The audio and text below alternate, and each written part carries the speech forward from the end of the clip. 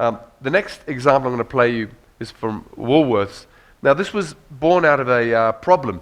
They wanted to promote the fresh food story, like every supermarket does, and they wanted to do something. They often use live reads. So there was something from the store, from the market. They wanted to make it sound like it was coming from the market.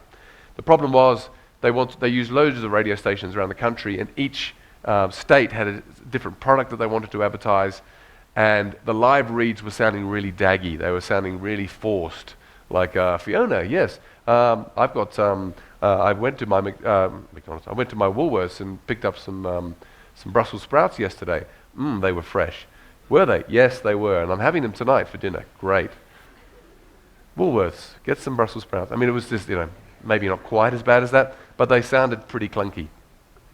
So we came up with a solution which would enable the presenters to do what they do best, which is basically riff off each other with a framework. So we pre-recorded a framework that we send to them the night before, or it gets recorded the night before, and it's from the market. This guy Mario, he talks as if he's at the market, and he talks as if he's sent a box of fruit and veggie to the radio station breakfast show. Also, I'll play you what we send the radio station, and then I'll play you what the finished result was. Hello, now, did you get the box? Great. Okay, now see the sprouts? I saw those at the market, and I thought of you. Have a smell. Nice? So it's a one-sided conversation, and we send that to the station, and then the presenters, before the show or in the music break in the first hour, go into the studio and record their half of the conversation to go with it. And this is the end result. From Woolworths produce section, we've got Marco from the market. Hello, now, did you get the box? Yes, we did. Great. Okay, now see the sprouts? Yeah. I saw those at the market, and I thought of you. Yeah, Amanda's like a sprout. Charming. Have a smell. Of the sprouts Nice. or Amanda? Sweet and nutty. Oh, just like me. Yep.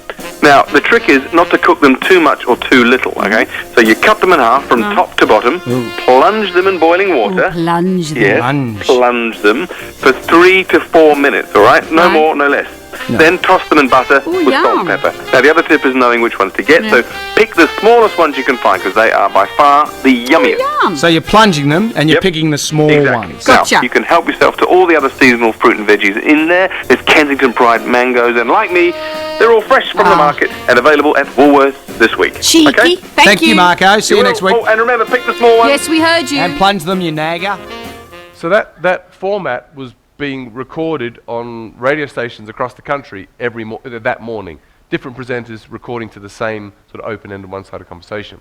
So it was just there was a solution to a problem that they had about getting a bespoke live read to make it sound more ad-libbed and more fresh.